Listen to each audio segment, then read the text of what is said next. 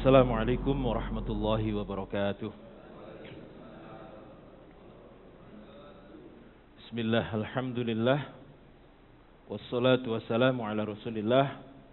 La hawla wa la quwata illa billah, amma ba'd. Puji syukur kepada Allah subhanahu wa ta'ala atas semua limpahan karunia nikmatnya.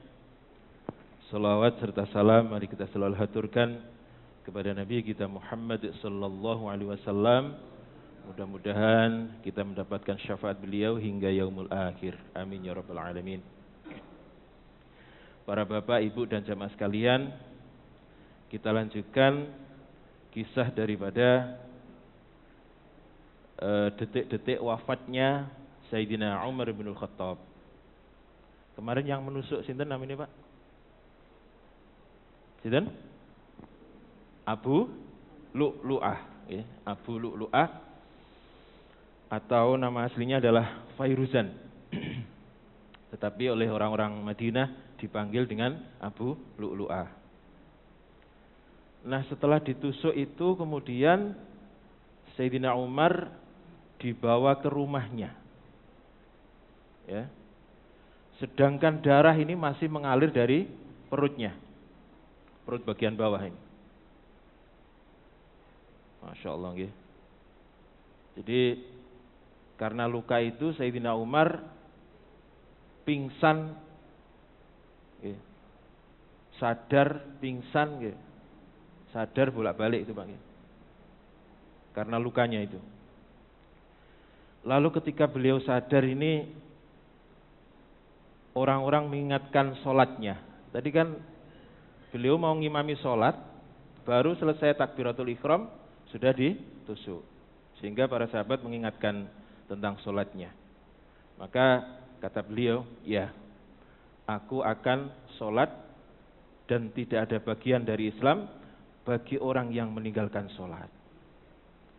Jadi ada orang yang mengaku Islam tetapi kok tidak sholat satu kali saja. Itu kata Sayyidina Umar, tidak ada bagian bagi orang yang meninggalkan sholat. Jadi sholat ini tidak bisa diwakilkan. Kalau puasa masih bisa. Misalnya panjenengan punya kerabat sakit kemudian meninggal, maka masih bisa digantikan atau dibayar fidyah. Tetapi sholat tidak bisa. Oke. Oleh sebab itu, kalau kita punya keluarga yang sudah sakit, semampang dia masih bisa diajak ngomong, maka kita harus berusaha bagaimana caranya dia sholat. Jangan sampai meninggalkan sholat. Ya, karena sudah kritis misalnya, kritis tapi masih bisa diajak ngomong. Kalau sudah tidak bisa diajak ngomong ya sudah, tidak ada masalah. Tapi kalau masih bisa diajak ngomong, maka kita harus membimbing terus untuk sholatnya. Kalau bisa ya begitu adzan langsung, gitu. Sebab khawatir belum sholat sudah nanti dipanggil oleh Allah. Masya Allah. Kemudian beliau sholat. Nah, setelah sholat itu beliau bertanya, siapa yang menikamku? Siapa yang menikamku? Itu tahu? Abu Lu'lu'ah, budak dari seorang sahabat yang namanya Mughirah bin Syu'bah. Masya Allah. Dengan wajah puas Sayyidina Umar ini mengatakan, semoga Allah membinasakannya. Aku telah memerintahkan kebaikan untuknya. Untuk siapa tadi? Abu Lu'lu'ah. Aku telah memerintahkan kebaikan untuknya, tetapi dia menolak.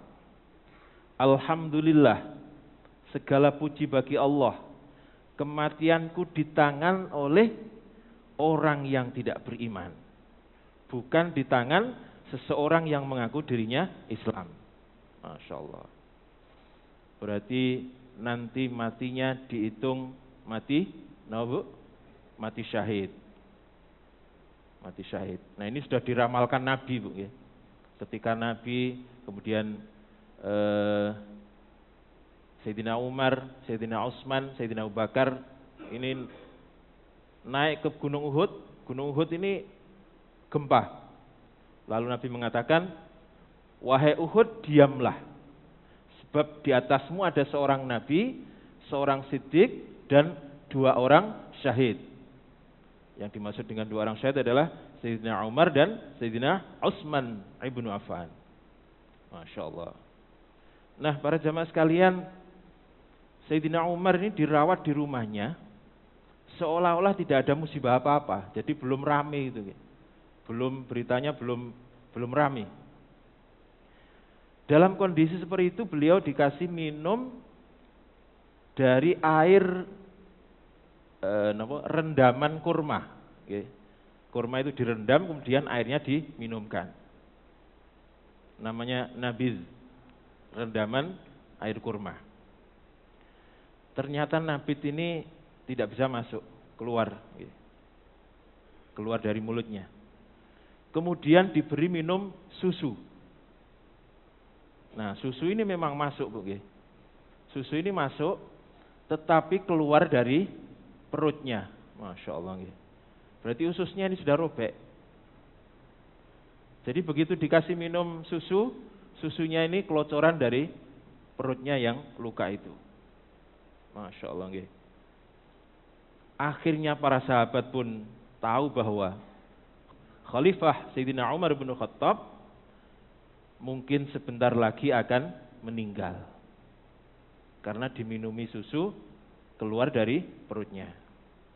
Lalu para sahabat kemudian bergantian masuk ke rumahnya Sayyidina Umar itu. Bergiliran sampai beliau tidak kelihatan karena ditutupi oleh kerumunan para sahabat itu. Nah, dalam kondisi itulah Sayyidina Umar memanggil putranya Abdullah bin Umar. Wahai Abdullah, periksalah, mungkin aku masih mempunyai utang. Atau periksalah utang-utangku berapa. Nah, dari sini para jamaah sekalian, utang itu harus dicatat dan kalau bisa ada saksi, Pak. Ini masalah penting ini. Bahkan orang yang mati syahid, yang masih punya utang, itu masih tertahan, Pak, nanti di sana. Orang mati syahid itu kan nanti bebas mau kemana saja di alam barzah itu. Tetapi kalau masih punya utang, dia akan tertahan. Ini masalah penting. Sehingga ayat terpanjang, 1 halaman kalau tidak salah, di surat Al-Baqarah itu. Ayat tentang utang, masalah utang. Ini penting sekali. Wahai Abdullah, periksalah, mungkin aku masih mempunyai utang. Beliau berpesan, jika harta milik keluarga Umar mencukupi, maka lunasilah utang itu dengan harta itu. Berarti harta keluarga Umar itu ya Sayyidina Umar dan putra-putranya. Bukan punyanya Sayyidina Umar saja, tapi juga miliknya putra-putranya. Itu berarti harta keluarga Sayyidina Umar. Jika itu belum cukup, maka mintalah dari Bani Adi bin Ka'ab. Bani Adi bin Ka'ab ini sukunya Sayyidina Umar. Jika masih belum cukup, maka mintalah orang-orang Quraisy atau suku Quraisy. Jangan minta yang lain. Masya Allah. Nah, para jamaah sekalian, setelah diteliti, Sayyidina Umar ini ternyata masih mempunyai utang sekitar 86.000 dirham. Dirham sama dinar ini banyak mana, Pak? Dinar, ya. Kalau dinar itu uang emas, sampai sekarang masih ada. 1 dinar itu 4 graman sekian emas. Tetapi kalau dirham itu uang perak. Uang perak. Nah, 1 dinar itu kira-kira 2,9 gram perak. Sehingga kalau disetarakan dengan rupiah sekarang, Pak, kira-kira 3 miliar 10 jutaan. Utang Sayyidina Umar. Masya Allah. Okay. Jenengan wonten sing teng mriki utang 1 miliar wonten mboten? Ya, alhamdulillah berarti jenengan gitu. Masya Allah. Jadi kita perlu bersyukur kita tidak punya utang banyak. Sebab ini utang ini nanti kalau nggak diselesaikan di dunia menjadi tuntutan akhirat. Lalu Sayyidina Umar mengutus Abdullah putranya nggih, yang nantinya akan dipanggil Ibnu Umar. Jadi Abdullah bin Umar itu kemudian sering dipanggil Ibnu Umar karena putranya Sayyidina Umar. Abdullah ini disuruh untuk menemui Sayyidatina Aisyah. Kata Sayyidina Umar, "Wahai Abdullah, pergilah kepada Ummul Mukminin Aisyah radhiyallahu anha. Jangan katakan dari Amirul Mukminin, sebab hari ini saya bukan lagi Amirul Mukminin. Tetapi katakanlah dari Umar bin Khattab. Umar bin Khattab minta izin kepadamu agar nanti jenazahnya dimakamkan di dekat kedua sahabatnya." Siapa, Pak? Rasulullah. Yang kedua, Sayyidina Abu Bakar As-Siddiq. Masya Allah. Jadi Sayyidina Umar menginginkan tempat di dekat dua sahabatnya, yaitu Rasulullah dan Sayyidina Abu Bakar As-Siddiq. Masya Allah. Lalu Abdullah bin Umar ini datang ke rumahnya Sayyidatina Aisyah, dan beliau mendapati Sayyidatina Aisyah ini sedang menangis. Kenapa? Karena mendengar peristiwa yang terjadi kepada Sayyidina Umar. Lalu Abdullah bin Umar mengatakan, "Wahai Ummul Mukminin, wahai Ummul Mukminin, ayahku mengirimkan salam untukmu dan meminta izin kepadamu agar dia dimakamkan bersama dengan dua orang sahabatnya." Dan jawaban Sayyidatina Aisyah ini luar biasa. "Demi Allah, sesungguhnya aku menginginkan tempat itu." Oke. Sebab yang dikuburkan di situ adalah suami dan bapaknya. Masya Allah. Jadi demi Allah, aku menginginkan tempat itu. Tetapi hari ini, aku sungguh merelakan untuk dia. Untuk dia, ini maksudnya Sayyidina Umar. Masya Allah. Jadi Sayyidatina Aisyah ini sangat menginginkan tempat itu, Pak. Selain makam suami dan ayahnya, ya, tempat itu juga merupakan kamar sekaligus rumahnya. Ya. Jadi Nabi itu dimakamkan di kamarnya. Jadi selain suami dan ayahnya, kamar itu juga rumahnya. Maksudnya tempat itu juga rumahnya. Sehingga Sayyidina Aisyah ini sebenarnya menginginkan tempat itu. Tetapi luar biasanya, beliau merelakan untuk Sayyidina Umar bin Khattab. Jadi mungkin Sayyidina Aisyah ini teringat nih Pak, di masa hidupnya 3 orang ini sering bersama-sama. Kalau bahasa kita itu senasib dan sepenanggungan. Apa sing ditanggung nih? Senasib dan sepenanggungan. Masya Allah. Perjuangan dalam suka dan duka 3 orang ini. Walaupun sering berbantah-bantahan kadang-kadang, tetapi itulah sahabat. Sehingga kalau mengenang masa itu, akhirnya kemudian Sayyidatina Aisyah ini merelakan. Masya Allah. Nah, para jamaah sekalian, sebelum Sayyidina Umar dimakamkan itu, Aisyah ini masih tinggal di situ, Bu. Masih ditinggal di rumahnya itu, dengan di dalamnya ada makam suami dan ayahnya. Jenengan wani ngoten niku. Masya Allah. Beda ini. Jenazahnya orang biasa dengan Nabi itu ya beda. Sehingga Sayyidatina Aisyah tetap tinggal di rumahnya. Dan beliau kalau di rumahnya ya biasa, nggak pakai jilbab.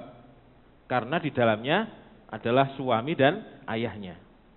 Tetapi ketika Sayyidina Umar sudah dimakamkan di situ, beliau pindah rumah. Beliau pindah rumah. Dan ketika mau mengunjungi makam, beliau pakai apa lagi? Jilbab, hijab. Sebab di dalamnya sudah ada orang asing, yaitu Sayyidina Umar bin Khattab. Masya Allah. Lalu dengan perasaan haru dan puas, Abdullah bin Umar kembali ke rumah. Abdullah bin Umar kembali ke rumahnya. Nah, mengetahui putranya sudah kembali, Sayyidina Umar mengatakan, angkatlah aku, angkatlah aku. Lalu seseorang mengangkat, kemudian disandarkan kepada putranya, dipangku, Pak, dipangku bahasa kita, dipangku putranya Abdullah itu. Kemudian beliau bertanya, wahai putraku, berita apa yang engkau bawa? Setelah dari Sayyidatina Aisyah itu, berita apa yang engkau bawa? Kemudian Abdullah mengatakan, wahai ayah, aku membawa berita yang engkau sukai. Sebab Aisyah mengizinkanmu untuk dimakamkan di sebelahnya Rasulullah dan Abu Bakar. Masya Allah. Maka Sayyidina Umar ini mengatakan, alhamdulillah, saat ini tidak ada yang lebih penting bagiku kecuali urusan itu. Jika waktuku nanti telah habis atau setelah wafat, bawalah aku dan sampaikan salam sekali lagi kepada Aisyah. Lalu katakan lagi kepadanya bahwa Umar bin Khattab meminta izin. Jika telah diizinkan, maka kuburkan aku di samping kedua sahabatku. Tetapi jika dia menolak, barangkali berubah pikiran, maka kembalikan aku ke kuburan orang-orang muslim lainnya. Jadi kalau kuburan orang muslim lainnya itu di Baqi namanya. Baqi, oke. Masya Allah. Para jamaah sekalian, tragedi ini belum selesai, Pak. Semua putra Sayyidina Umar ini marah karena ayahnya telah dibunuh, termasuk putrinya. Siapa putrinya? Hafsah. Hafsah ini juga marah. Mungkin kalau kita ini mengatakan, kurang apa bapak saya? Bapak saya itu kurang apa? Kok ada orang yang tega membunuhnya? Kira-kira begitu. Dan ada satu yang tidak bisa mengendalikan marahnya, Pak. Ada satu, yaitu Ubaidillah bin Umar. Kalau tadi Abdullah, yang satunya Ubaidillah. Ubaidillah bin Umar. Masya Allah. Lalu dengan pedangnya, dia kemudian mencari yang dulu pernah ngomong-ngomong dengan Abu Lulu'ah itu, bekas Panglima Persia. Masih ingat? Selat sing rame saat ini apa? Hormuz. Namanya Hurmuzan. Hurmuzan. Ini juga dibabat oleh Ubaidillah bin Umar. Masya Allah. Kemudian ada lagi orang Kristen yang tinggal di Madinah. Namanya Jufainah. Juga dibabat habis. Dibunuh, Pak. Lalu yang terakhir, sebenarnya bukan yang terakhir. Putrinya Abu Lu'lu'ah yang masih kecil, Pak. Dibabat juga. Masya Allah. Masih kecil, Pak, putrinya itu. Putri dan masih kecil. Tidak hanya 3 ini sebenarnya. Dia berniat ingin menghabisi seluruh orang asing yang tinggal di Madinah. Sebab menurut dia, orang-orang ini berkonspirasi untuk membunuh ayahnya. Kira-kira begitu. Masya Allah. Apakah tindakan ini dibenarkan agama, Pak? Tidak sama sekali. Tidak sama sekali. Jadi tindakan Ubaidillah ini tidak dibenarkan agama. Inilah yang disebut dengan emosi mendahului bukti. Emosi mendahului bukti. Dan inilah kehidupan, Pak.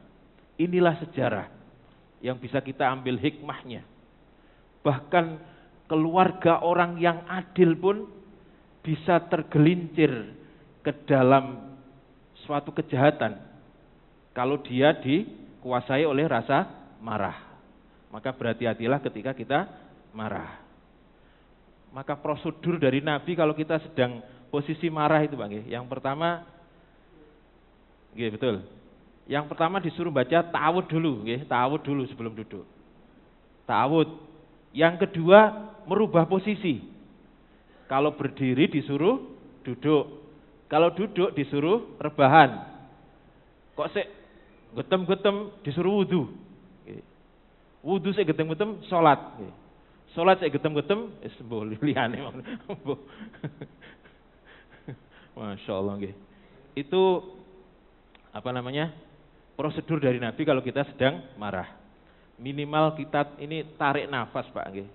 Yang paling mudah adalah tarik nafas. Dari hidung pelan-pelan, kemudian dikeluarkan dari mulut. Nanti sampean akan lebih tenang. Baik dalam keadaan panik maupun dalam keadaan marah. Kalau masih marah, tarik nafas lagi dari hidung pelan-pelan. Kemudian keluarkan dari mulut. Urangi beberapa kali, insya Allah tenang. Masya Allah. Nah para jamaah sekalian, setelah penduduk Madinah mendengar bahwa Ubaidillah telah melakukan pembunuhan, maka kemudian mereka menyebar mencari Ubaidillah ini di mana tempatnya. Dan orang-orang yang pertama kali menemukan adalah orang-orang muhajirin, orang muhajirin. Mereka mendapati Ubaidillah sedang membawa pedang. Bayangkan ini Pak, sedang membawa pedang.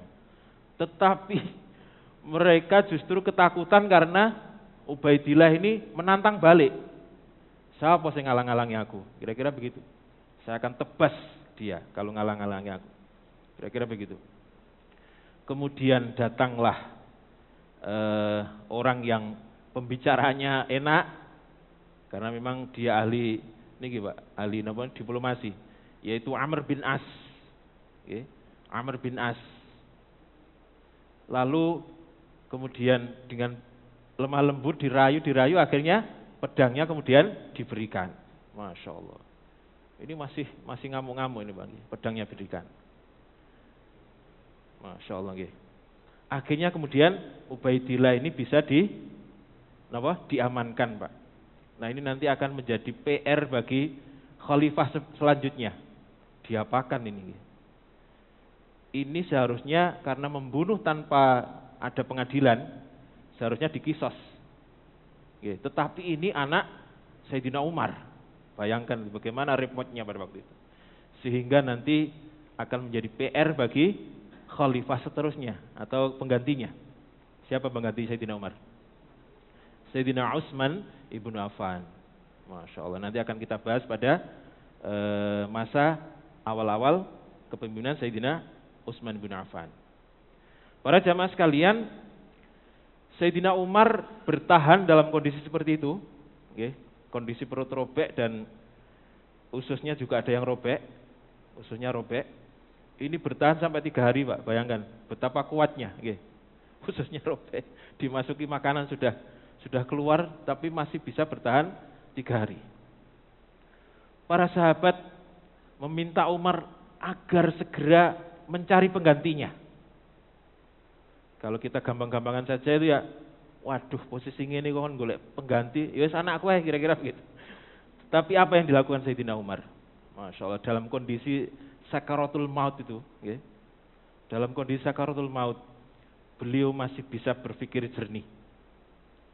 Kalau dulu dia ditunjuk oleh Sayyidina Abu Bakar, langsung ditunjuk, gak gelem diunusnya pedang. Tetapi saat ini beliau tidak melakukan itu. Apa yang dilakukan? Dia dengan kecerdasannya itu Pak, menemukan mekanisme baru dalam pemilihan khalifah berikutnya. Dalam kondisi luka parah itu, beliau masih memikirkan bagaimana cara yang paling bagus untuk memilih pemimpin. Lalu dipanggillah 6 orang sahabat, satu persatu diadakan audiensi, yaitu sahabat-sahabat yang dijamin masuk surga, asyara mubasyirin bil jannah. Sinten Pak? Utsman. Sinten malih? Ali, Thalhah, Zubair, kemudian Abdurrahman bin Auf, kemudian Sa'ad bin Abi Waqqas, ada 6. Nah, yang disebut dengan Nabi orang yang dijamin masuk surga itu kan ada 10. Yang 2 Sayyidina Umar, kemudian yang selanjutnya sinten? Sayyidina Abu Bakar. Masih ada berapa? 2 ini siapa? Abu Ubaidah bin Jarrah. Ini sudah wafat di Palestina, sudah wafat. Tinggal satu yang masih tinggal di Madinah, yaitu Sa'id bin Zaid. Sa'id bin Zaid. Tetapi Sa'id bin Zaid tidak dipanggil. Sebab apa? Sebab Sa'id bin Zaid ini masih, yang pertama, ipar daripada Sayyidina Umar.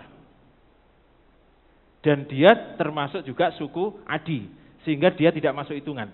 Sebab Sayyidina Umar ini tidak menginginkan setelah beliau ada pengganti pemimpin yang dari keluarganya ataupun dari sukunya. Silakan yang lain. Kata beliau, biarkan amanah berat ini saya saja yang nanggung. Untuk selanjutnya tidak ada yang dari keluarga saya. Masya Allah. Jadi sekali lagi sebenarnya yang masih ada saat itu adalah Sa'id bin Zaid masih ada, tetapi tidak masuk hitungan karena dia adalah ipar yang menyebabkan Sayyidina Umar masuk Islam itu Sa'id bin Zaid sama istrinya itu. Masya Allah. Lalu 6 orang ini dipanggil satu persatu, Pak. Dipanggil satu persatu, kemudian ditanya kesediaannya untuk dijadikan pemimpin atau dia memilih pemimpin. 6 orang ini nanti. Inilah yang kemudian nanti disebut dengan istilah ahlul halli wal aqdi. 6 orang ini, Pak. Jadi memilih pemimpin diserahkan kepada 6 orang ini. Yang ini nanti akan diadopsi oleh Nahdlatul Ulama. Kalau pemilihan ketua itu seperti itu. Jadi orang memilih orang untuk memilih lagi. Nah, ini namanya ahlul halli wal aqdi. Masya Allah. Lalu apa yang akan dilakukan oleh 6 orang ini akan kita bahas pada pertemuan yang akan datang. Demikian, kurang lebihnya mohon maaf. Mudah-mudahan manfaat. Wassalamualaikum warahmatullahi wabarakatuh.